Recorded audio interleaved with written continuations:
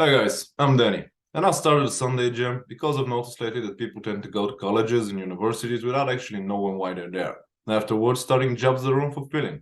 So I'm interviewing different professionals to see what they have to say and share their knowledge and experience with you. I hope you enjoy it. Good day, Trevor. Hope you're doing well. Thank you for joining me. Course, Danny. The program will be focused on three main questions. What do you do for a living? How did you get there? How did you know that this was the way to go? So, that's what you do for a living, please. I was in college, and outside of college, I started doing web design and online marketing. I got really into fitness, and I was asked by a couple of people that were in the supplement space if I wanted to be involved with opening a small mom and pop supplement store.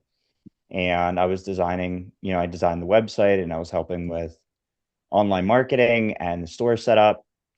And over time, I eventually ended up acquiring, full ownership over the business. And about 5 years later, I pivoted and bought one of the brands that was on my store shelves. And that led me to, building the Centurion Labs brand that, I'm really focused on today. So we're very involved with selling vitamins and sports performance products to mom and pop retailers and consumers essentially around the world. No, that's pretty good.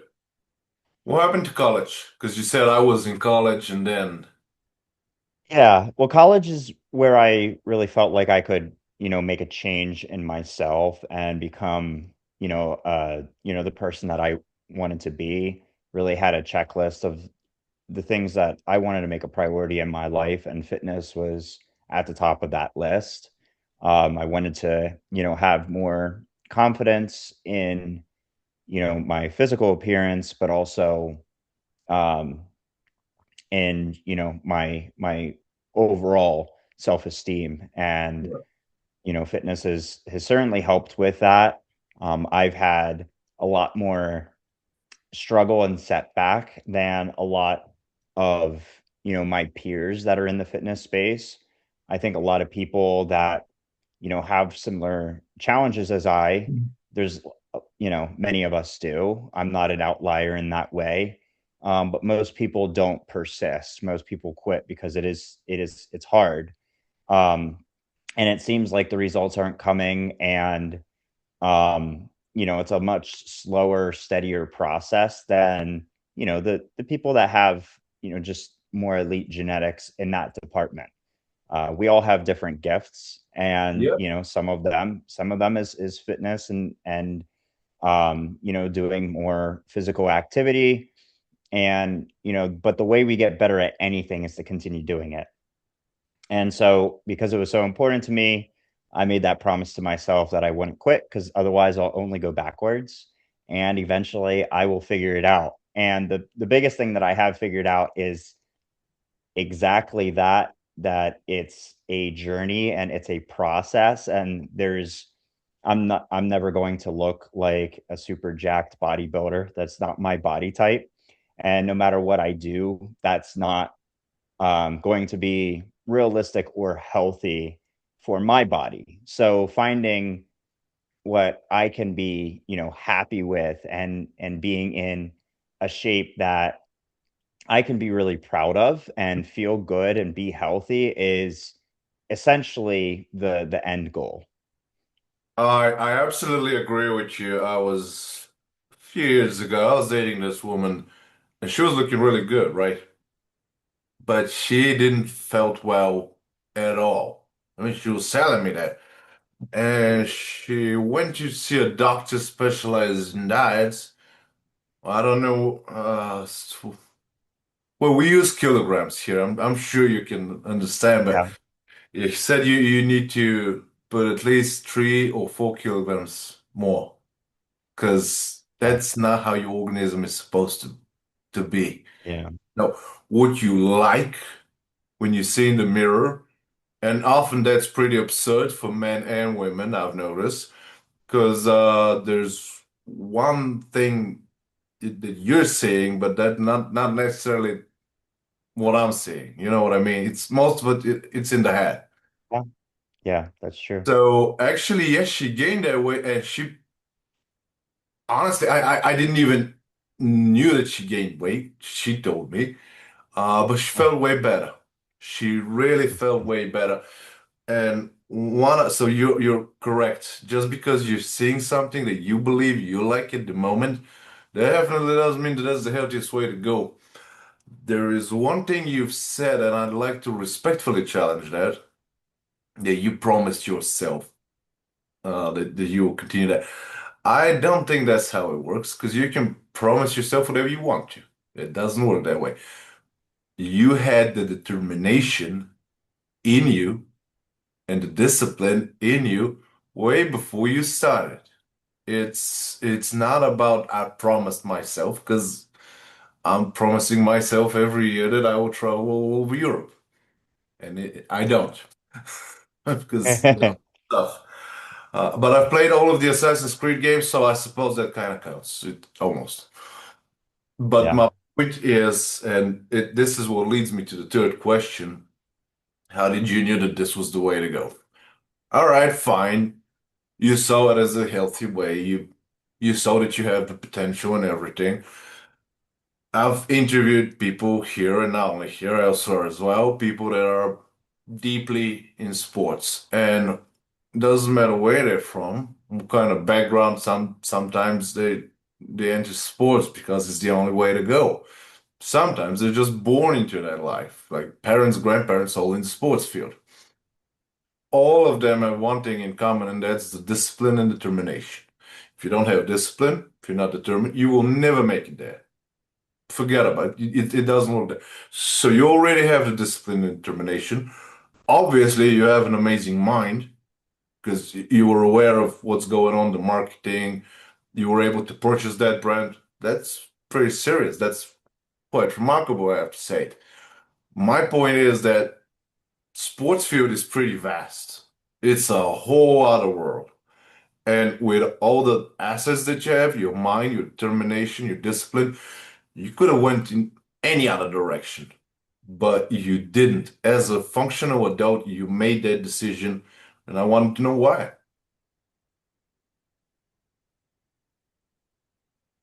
To your question is why I wanted to get into this business or why I How did wanted you knew that this to, was the way to go? Because not once yeah. you knew. Well, yeah. Oh, it wasn't a linear or clear decision to me. Okay.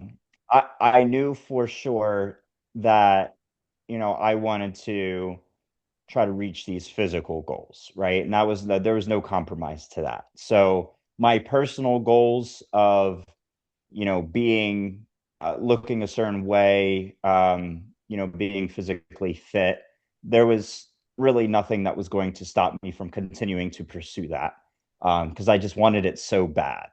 Um, I always felt, in out of shape compared to my friends and my brothers. So, that was something very strong in me that was not going to change no matter what setbacks I had, like, getting, just continuing the best that I could, for the past, 15, 16 years. There's been no stop in that drive. To be honest, As you look far as almost 20. what's that? To be honest, you look almost 20. Oh, well, thank you. I'm a bit older than that. If you say so. I'm 33. Um, so I then with getting into this business, I typically say I got into this business by accident, um, because I was doing my own online marketing, web design for various clients, and this business, I looked at first as maybe another client, but I saw the potential and I saw how much work was going to be needed to go into this business to Yes. give the owners what they needed. And so, I let them know that like the only way I'd be interested in getting involved in this startup would be to have some kind of equity. And I was a minority partner at the time with two larger equal partners. So I was not really supposed to be that involved in this business. Over time, one partner got bought out, and then I eventually bought out the other partner, where we went our own separate ways. Um, and so my commitment to this business essentially, making sure that it survived and it got what it needed and our customers got what they needed, is the reason that I have full ownership. And that was not, there was plenty of times in those first couple of years that I didn't want to do it anymore. There was too much riding on me. We were Yeah. too far behind. And it was unbearable, the amount of responsibility that I had and the lack of credit that I got for it. I'm not someone that necessarily needs credit, but the fact that the credit was being handed to someone else, and Yeah. I was essentially the one that had to fight all the fires and make up for all the mistakes of others and take responsibility when something went wrong. But then I also wasn't the one that was appreciated on the other side. So that's where it's really hard. Like if you get, typically you get both sides of, the spectrum. And that's what Yeah. I get now. I get, appreciation, but I also have to deal with everything that goes wrong because it all falls on me. At that time, I only got the crappy side of that equation. No, I completely understand. I've been And in corporate world for the last 16 years, even more, I suppose. I mean, like yeah, consultant. And when I entered I really gave like 100% of myself, like a lot, working overtime and everything. When everything was absolutely perfect, nobody said even a word. Not even yeah, one good job. I understand how you're feeling. I don't want people to glorify me for what I did. I mean, I got paid. That's thank you enough. But when you see someone walking the extra mile, as you would like to put it, I suppose, at least say, hey, you did well, man. That's pretty good. It helps tremendously. yeah, And even now, a couple of weeks ago, a supervisor of mine or something, you see, Danny, there's this email from 25th of October, and you did a minor mistake. Oh, you out of your mind? Really? 25th of October, it's January 26th, and you're coming to me 4 months. We're dealing with 800 to 900 emails per day. You were able to find one from 4 months ago. I'm pretty sure I deserve a medal. So, yeah, I get it. It's not okay to constantly want validation and somebody to, oh, you're doing an amazing job. Just highlight it when it's done. That's enough. And when I told him that, he was like, well, that's how you feel. That's what you are, dude. It's not how I feel. It's who you are. So yeah, he was a bit shocked, but I get you. Yeah, yeah, yeah. Yep, exactly. So, my biggest lesson is really just persistence. It not in every situation is are things going to work out, no, but continuing to persist and, in the, most difficult of times, um, knowing that, a few things can go your way and it can all turn around, but the opposite is true. When things are going really well, it only takes a couple of things to kind of bring things down. So, have to really stay on top of, that's life. Keeping enough of a perspective to see where you're at and continue just, grinding through it. Um, at this point in my business, like I'm still like I've had a couple of times where I thought, I'm safe, I'm through the hard part, and then another big challenge comes our way, and it's I've come to learn that is naturally part of the cycle, and recognizing that I think will also keep me more on my toes in the future to kind of be more. um, more cautious or careful, or be more looking out or waiting for those kinds of things so I can address them more calmly and diligently. And so that's a very interesting perspective. Looking back, being in business for 10, almost close to 11 years now, I never could have expected that this is where I am, in both, in some good and some bad ways. Um, but, I do think we're at the cusp of, you know, have, we've been able to make really big impact on people's lives. And, to me, it's more about quality of impact versus the quantity of impact. I'd rather make a bigger impact on fewer people. Um, and, so that's what I continue to focus on. But I think we're really close to, stepping to the next level and be able to reach a lot more people. And that's, what I'm going to continue trying to do, without compromising the things that we do. And it's not an easy combination, but that's the way that, I'm operating, and I don't think I could do it any other way. This is the way that I think do our business well. And, because I'm so excited about this fitness space and how it's helped me mentally and physically, it's just really cool to be able to be in it and be able to take part in impacting other people's lives in a very similar way. So I think part of the drive is it's just so internal for me that, it's hard to even call it discipline, because it's not a mundane task. I mean, I do a lot of mundane tasks on a day to day, but, overall as a picture, like, there's nothing I'd rather be doing. I couldn't picture myself doing something else. So it's kind of that, you have to make this work mentality, and, keeping my focus on what we're doing and what those priorities are. It's very easy for me. And I think when you get into the space of what you're passionate about, it becomes easy for you to focus on those things.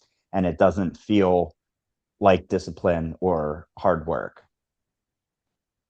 Well, yeah, of course. And you don't see any other way because there isn't any other way, especially for you. You pretty much placed your soul in this, which is pretty good. And it's always an absolute joy to talk to someone who did that. It's just lovely. And I do have a fourth question. I never put it in the description of the video because I love the reaction. Although if you've seen the show, if you see one episode, you'd know because it's in every episode.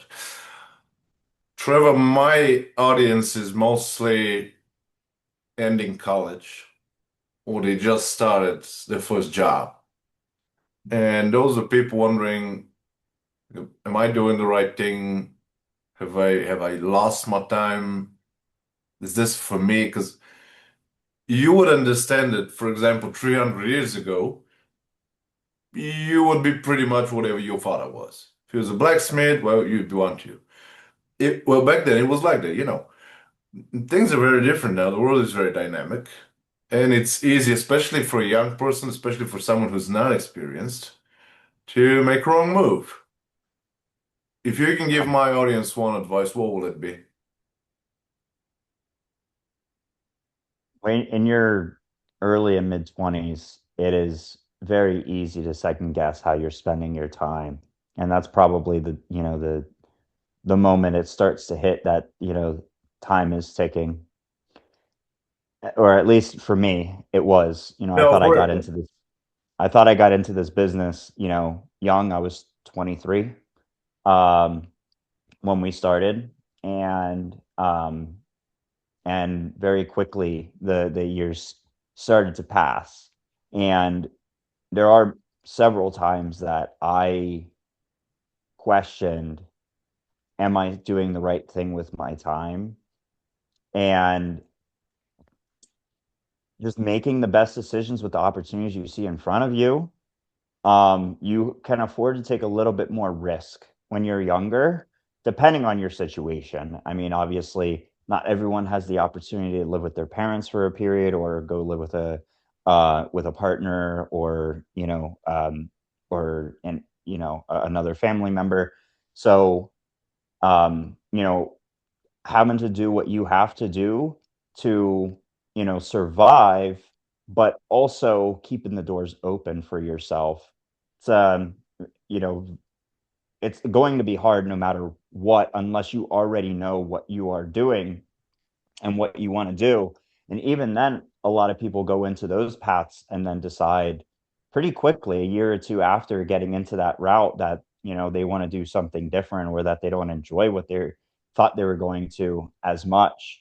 So keeping your options open, but not taking your guardrails off too much, because um, in my business, I had my eyes on other things, on some other opportunities, and I took, my eye off of, my business for periods throughout. And that's one of my regrets, is not just, what, I'm dedicated to this, I'm accountable to this. Um, this is where I need to focus my time. So I think it's a hard balance to be focused, but don't let other doors close. It's okay to think about what other opportunities there are, but making those decisions to change paths should be done in a diligent, strategic, thoughtful way. Because I made some pretty rash and quick decisions, to, just cold turkey, go and do this, go to do that, thinking like, oh, it just feels right, instead of really taking my time to think through, okay, what's the consequences if this doesn't go right? We all have to have, a stable way of living, when, and, meet the costs that we have. And that's harder and harder to do, no matter what age you are. And wanting to be established, and then your long-term, career is, it's a big desire for us, but I think it's a little bit unrealistic to have early on, especially if you want to be doing something that you're extremely happy and passionate about. So if I were going to summarize that, it's to look at all the opportunities that you have, really take seriously the different paths you could go, make the best decision you can in the moment, really focus and prioritize on making that work and reminding yourself why you decided to go that way. And if your heart starts to change, if you start thinking about other things, other opportunities come your way, don't make the quick decision to just jump and throw away what you've been working towards, because it's not always greener on the other side, especially initially. So sometimes there's a transition period that you want to, use to diligently get yourself into a better position instead of just a different position. That's pretty solid advice and very valid.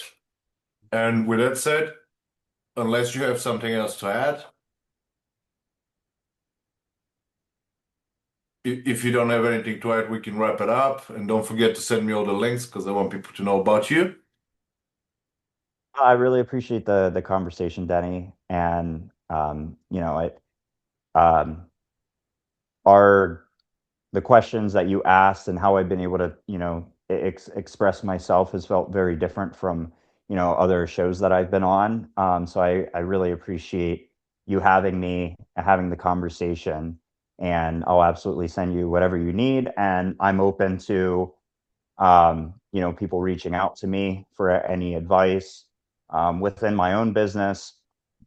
I don't limit people to supplements questions.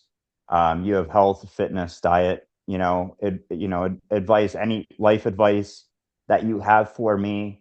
I'll do my best to just, give you my honest perspective on things. Having been in this industry, I've seen a lot of, deceit and lies, and lack of transparency. And my goal is communication and transparency, and, rewrite that script for the industry.